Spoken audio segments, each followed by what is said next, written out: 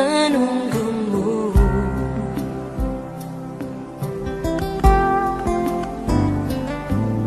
Bagai padang gersang menanti datangnya hujan.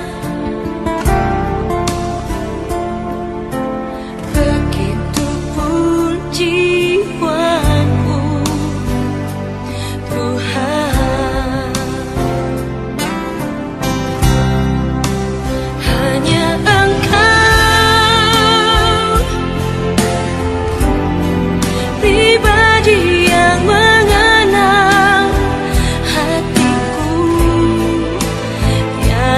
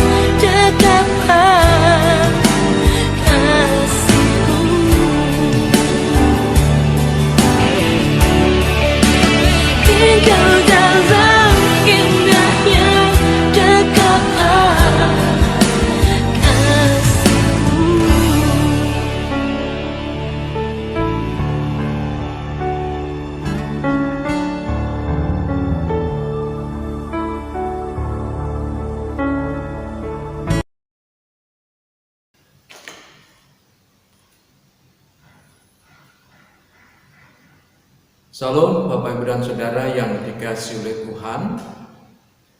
Tetap semangat. Bagaimana kabar Anda? Tentunya dalam keadaan yang baik. Saudara yang dikasihi oleh Tuhan, kita berjumpa kembali di firman Tuhan di kebaktian streaming pada hari ini. Tentunya bagian ini bisa memberikan kita kuat secara iman. Walaupun kita hidup di tengah pandemi yang hingga saat ini belum usai, namun kita optimis bahwa Tuhan punya rencana tersendiri terhadap kehidupan kita, terhadap kehidupan bangsa dan negara kita ini. Saudara yang dikasihi Tuhan, mari sebelum kita akan mendengarkan kebenaran firman Tuhan, kita mohon pimpinan Tuhan dan biarlah Tuhan menguasai hidup kita. Mari kita akan berdoa. Bapa kami di dalam surga, kami mengucap syukur untuk kasih setiamu yang besar buat kami. Hari ini Tuhan, kami akan belajar tentang kebenaran firman-Mu, dan biarlah firman Tuhan ini bisa menjadikan kuat iman kami.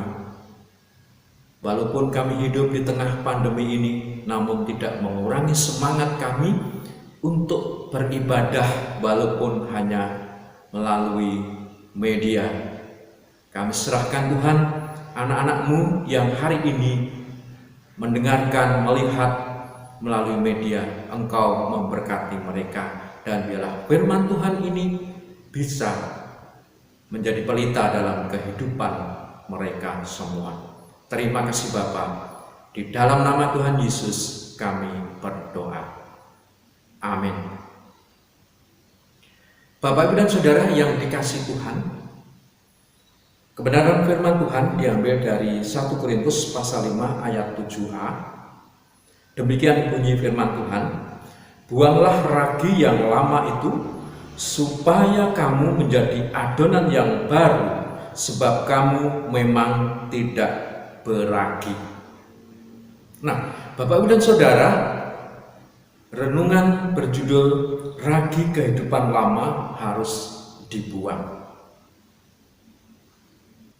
Dalam kebenaran firman Tuhan ini, Rasul Paulus menegaskan bahwa sedikit ragi saja dapat menghamilkan seluruh adonan.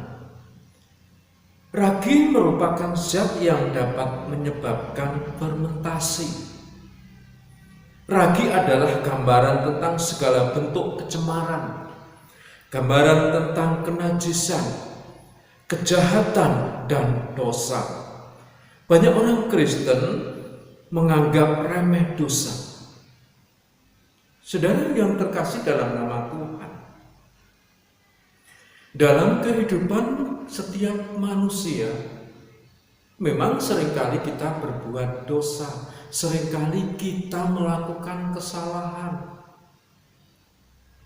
Tetapi apakah hal itu terus-menerus terjadi dan terjadi dan terjadi tanpa ada satu perubahan yang signifikan dalam kehidupan kita?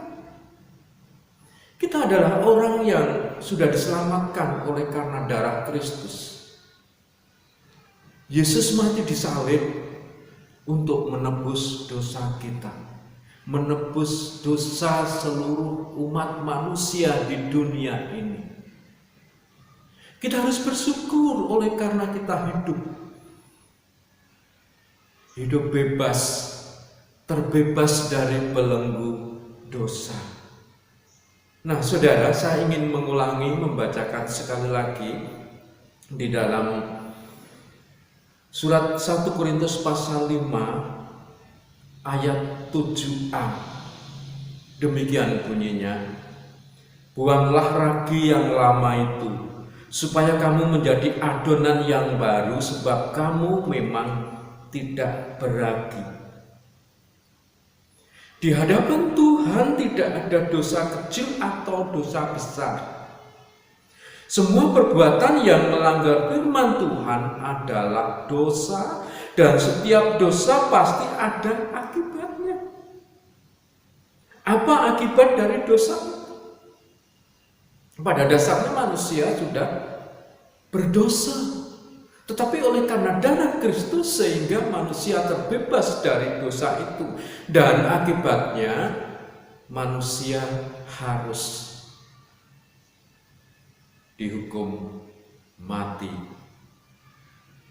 maut hukumannya. Hukuman yang kita alami adalah mati secara rohani. Sebagaimana ragi yang bekerja secara halus dan tak tampak oleh mata. Rasul Paulus menegaskan proses bekerjanya dosa dalam diri manusia itu juga demikian. Prosesnya adalah dosa itu yang kita lakukan itu tidak nampak seringkali.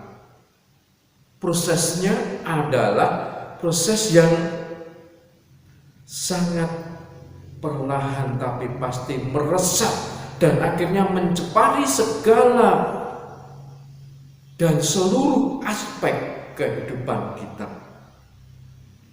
Jika ragi-ragi yang ada dalam hidup ini tidak segera dibereskan dan dibuang, cepat atau lambat dapat merusak kebiasaan hidup yang baik dan akhirnya meruntuhkan kebangunan rohani kita. Saudara yang terkasih dalam nama Tuhan, dosa sekecil apapun jika tidak segera dibereskan dapat membuat seseorang tak lagi punya kepekaan rohani. Sekali lagi saya tegaskan, sekecil apapun dosa yang kita lakukan, jikalau tidak segera dibereskan akan menghilangkan, menghanguskan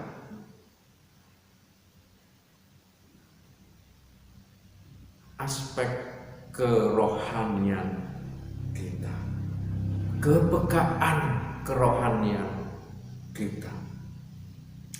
Nah, saudara yang terkasih dalam nama Tuhan, melakukan dosa dianggap sebagai hal yang biasa dan lumrah seringkali terjadi dalam kehidupan kita. Kita tidak pernah menyadari dalam kehidupan ini bahwa kita melakukan dosa. Tidak boleh lunak. Kita tidak boleh melakukan kompromi dengan dosa sekecil apapun. Kita harus berani berkata tidak terhadap segala hal yang jahat dan yang cemar. Sebab Tuhan memanggil kita bukan untuk melakukan apa yang cemar, tetapi melakukan apa yang kudus. Di dalam surat 1 Tesalonika pasal 4 ayat yang ke-7 itu sangat jelas. Ayat nas menegaskan bahwa kita harus membuang ragi lama dari kehidupan lama supaya kita benar-benar menjadi adonan yang baru. Sebab kita adalah ciptaan baru di dalam Kristus yang sudah lama sudah berlalu, sesungguhnya yang baru sudah datang. Saudara yang dikasihi Tuhan, kehidupan dosa yang kita lakukan, kita harus melakukan pertobatan. Kita meninggalkan kehidupan yang lama, meninggalkan kehidupan yang banyak mencemari kepekaan kerohanian kita yang seringkali tidak pernah kita rasakan. Kadang-kadang dalam kehidupan kita merasa bahwa kita tidak pernah melakukan dosa. Atau mungkin kita juga menyembunyikan dosa itu dan dianggap oleh orang lain tidak pernah melakukan dosa. Ingat saudara, di hadapan Tuhan kita adalah telanjang. Walaupun saudara menyembunyikan dosa di hadapan sanak saudara, di hadapan teman-teman saudara, di hadapan di khalayak umum, mungkin mereka tidak menyadari kalau Anda berbuat dosa, tetapi Tuhan tahu. Dan oleh karena itu, buanglah ragi yang lama itu supaya kamu menjadi adonan yang baru, sebab kamu memang tidak beragi. Adonan yang baru yang dimaksud di sini adalah dalam kehidupan kita harus membuat sebuah perubahan hidup agar dalam kehidupan kita itu menjadi kehidupan, menjalani kehidupan yang baru dan tidak tercemar oleh apapun. Bagaimana saudara? Dalam kehidupan kita perlu merenungkan diri kita. Sekecil apapun dosa yang kita lakukan, serapat mungkin kita menyembunyikan dosa, Tuhan tahu. Buanglah ragi yang lama itu. Ragi adalah sebuah zat yang bisa memberikan fermentasi dalam sebuah masakan. Seringkali ragi yang lama itu harus dibuang dan kita memberikan adonan yang baru, ragi yang baru, sehingga dalam kehidupan kita menjalani kehidupan yang baru pula. Artinya kehidupan lama kita, kehidupan dosa kita harus kita buang dan kita berbalik 180% menjadi kehidupan yang baru, dan kita meminta kepada Tuhan supaya Tuhan memperbarui kehidupan kita. Berdoa kepada Tuhan, memohon kepada Tuhan, dan biarlah Roh Kudus menguasai hidup kita. Saudara, dan ragi yang lama juga berbicara tentang manusia yang lama. Kehidupan lama yang harus ditinggalkan dan juga harus kita buang jauh-jauh. Kita harus benar-benar berbebas dari segala bentuk kejahatan apapun dan jangan pernah kembali kepada kehidupan lama. Karena kita sudah dimerdekakan dari dosa oleh darah Kristus. Dan jika kita masih terus melakukan dosa, berarti kita tak menghargai dan menganggap remeh pengorbanan Kristus di kayu salib. Ingat saudara, janganlah kita menganggap remeh pengorbanan Kristus. Pengorbanan Kristus di kayu salib sangatlah besar dan tidak pernah kita bisa menghargainya dengan berapapun besarnya harga yang dilakukan oleh Yesus. Kita bersyukur oleh karena kita sebagai orang yang sudah ditebus dari segala dosa kita. Nah, saudara yang dikasihi Tuhan, sebagai penutup pada pagi hari ini, dalam Roma pasal 6 ayat 17 sampai dengan yang 18 berkata demikian. Tuhan telah melepaskan kita dari status hamba dosa dan kita diubahnya menjadi hamba kebenaran. Karena itu jangan ada ragi lama dalam hidupmu. Buanglah kehidupan yang lama. Bertobatlah. Jalani kehidupan yang baru sehingga dalam kehidupan kita menjalani kehidupan yang salah. Tuhan memberkati. Mari kita akan berdoa. Bapa kami di dalam surga, terima kasih Bapa untuk kebenaran firman-Mu hari ini. Ajarilah kami untuk menjalani kehidupan yang baru. Ajarilah kami Tuhan untuk selalu hidup kudus. Buanglah Tuhan kehidupan kami yang lama dan Engkau perbaharui hidup kami. Sehingga dalam kehidupan kami mencerminkan kasih Kristus dan kami selalu hidup mengandalkan Tuhan. Engkau memberkati anak-anak-Mu, Engkau memberkati jemaat-Mu, dan biarlah berkat Tuhan senantiasa melimpah dalam kehidupan anak-anak-Mu.